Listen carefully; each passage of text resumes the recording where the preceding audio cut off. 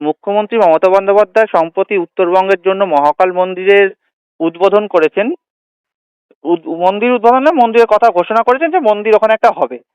তো যেই শিলান্যাস জায়গায় করেছে। শিলান্যাস করেছেন, তো সেখানে যেই জায়গাটা সিলেক্ট করেছেন সেখানে একটা একটা সময় আপনারা সেখানে আইটি পার্ক করার কথা ভেবেছিলেন উত্তরবঙ্গের মানুষের বেকারত্ব ঘোচানোর জন্য। সেই জায়গায় মহাকাল মন্দির হচ্ছে। তো বিষয়টাকে আপনারা কিভাবে দেখছেন?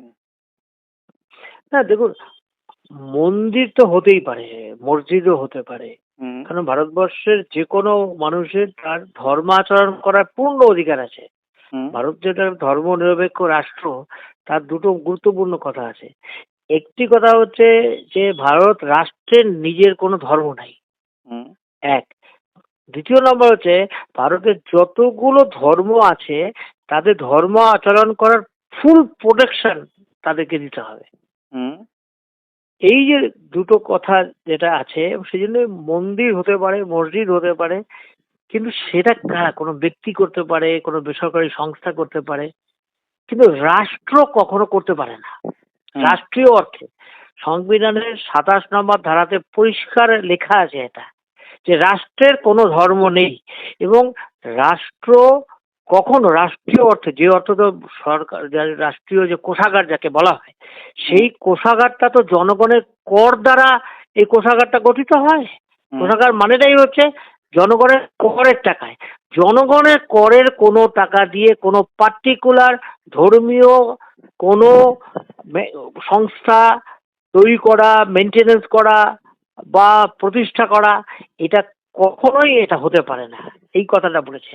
কিন্তু মমতা ব্যানার্জি যেটা পরশুদিন শিলিগুড়িতে করে গেলেন ভিত্তিপ্রস্তর, হুম। 340 কোটি টাকা মন্দিরে খরচা করবেন বলেছেন। প্রায় 700 কোটি টাকা হচ্ছে ওই জমিটার দাম, শিলিগুড়ি জলপাইগুড়ি ডেভেলপমেন্ট অথরিটি। 3 নম্বর হচ্ছে যে জমিটাতে একটা শিল্প হওয়ার কথা ছিল, সেইটাই আমাদের সময়তে এইটাই, এই জন্য জমিটা হাইকোর্টের অর্ডারে এই জমিটা পাওয়া গেছিল। আচ্ছা। মমতা ব্যানার্জি বলছেন কর্মসংস্থানের জন্য শিল্প দরকার নেই, অর্থনৈতিক কর্মকাণ্ড বৃদ্ধি করা দরকার নেই, মন্দিরই একমাত্র হচ্ছে অনেক মানুষের কর্মসংস্থান করতে পারবেন, সেই জন্য তিনি মন্ত্রী করছেন। এবং তিনি খুব গর্ব করে বলছেন, আমি ভারতবর্ষের প্রথম এইটা একটা সরকারি উদ্যোগে মন্দির বানাচ্ছি। এটা খুব লজ্জার কথা। কোনো দিন হুম। আমি জানি না কোনোদিন ভারতবর্ষের কোনো রাজ্যের মুখ্যমন্ত্রী সরকারি অর্থে এরকম মন্দির তৈরি করেছেন কিনা আমার জানা নেই, কিন্তু উনি এটা করে খুব গর্ববোধ করছেন। আমি বলছি এটা সম্পূর্ণভাবে সংবিধানের ভায়োলেশন, এটা খুব অনৈতিক কাজ করেছেন।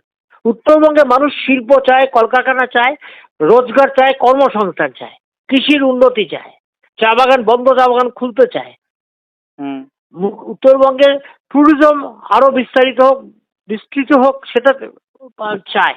কিন্তু মন্দির তো উত্তরবঙ্গের মানুষ চাইতেই পারে, চায় তো। এই কিছুদিন আগে একটা মালবাজারে একটা হনুমান, খুব বড় একটা হনুমানের মন্দির হয়েছে, সে মন্দির তো বেসরকারি সংস্থা কিছু মানুষ মিলে করতেই পারে, কিন্তু সরকার করবে কেন এটা? রাষ্ট্র কেন করবে? রাষ্ট্র কেন মন্দির করবে? রাষ্ট্র কেন মসজিদ করবে? রাষ্ট্র কেন গুরুদ্বার করবে? কিন্তু আপনাদের যে সেটা লক্ষ্য ছিল শিল্প করা, সেখানে কর্মসংস্থান হতো কয়েক হাজার মানুষের, সেই জায়গায় মন্দির করলে কি সেই সেই পরিমাণ কর্মসংস্থান কিংবা সেই পরিমাণে রোজগার, মানে শিক্ষিত বেকারদের ভবিষ্যতের কথাটা তো পেছনের সারিতে চলে গেল না? আসলে তো মুখ্যমন্ত্রী ওটা তো প্রায়োরিটি না। মুখ্যমন্ত্রী তো এইটা করছেন, যেমন বিজেপি ধর্মটাকে কাজে লাগিয়ে ভোট করছে, যেটা মানে কি হুম। বিজেপি কি খুব বড় ধার্মিক হয়ে গেছেন তা না। বিজেপি তো ধার্মিক চিন্তাধারা থেকে তো তারা মন্দির বানায় বা মসজিদের বিরোধিতা করে, হিন্দু মুসলিম দাঙ্গা করে বিজেপি, সেটা তো শুধু তো ভোটের জন্য করে।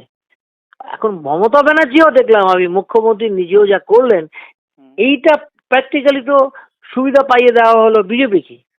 আচ্ছা। বিজেপি তো এখন এই কথাটাই বলবে, বিজেপি তখন এই কথাটাই বলবে। তাহলে বিজেপি যদি মানে তৃণমূল কংগ্রেস যদি এরকম করতে হবে, তাহলে আমরা করলে অন্যায়টা কি আছে, এটাই বলবে তখন। এটা হচ্ছে টোটালি হচ্ছে সংবিধানের ভাইলেশন। মুখ্যমন্ত্রী গতকাল এই হাইকোর্টের স্থায়ী ভবন উদ্বোধন করতে গেছিলেন জলপাইগুড়িতে, উনি ওখানে বলেছেন সংবিধান বিপন্ন, উনি বলছেন ধর্মনিরপেক্ষ বিপন্ন।